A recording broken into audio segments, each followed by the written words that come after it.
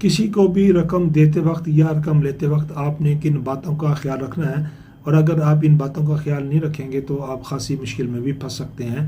جب آپ کو کسی شخص کو کوئی رقم ادھار دیتے ہیں یا کسی بھی وجہ سے قرض حسنہ کے طور پر بھی دیتے ہیں تو کم از کم اس کی تحریر کر لیں، اس کی ویڈیو بنا لیں اور 2 گواہ بھی اس میں شامل کر لیں، تاکہ آپ کو کل کو کسی مشکل میں بھی آپ نہ پھنس جائیں۔ اسی طریقے سے اگر آپ نے کسی کو پیسے دینے ہیں، واپس کرنے ہیں، آپ نے قرض حسنہ کے طور پر لیا، ادھار کے طور پر لیا، تو یہ تھرو بینکنگ ٹرانزیکشن کے ذریعے پیسے یہ آپ اس کے اکاؤنٹ میں جمع کرائیں، تاکہ وہ کل کو اس چیز سے انکاری نہ ہو اور آپ یوں کسی بھی مشکل میں پھنسنے سے بچ جائیں۔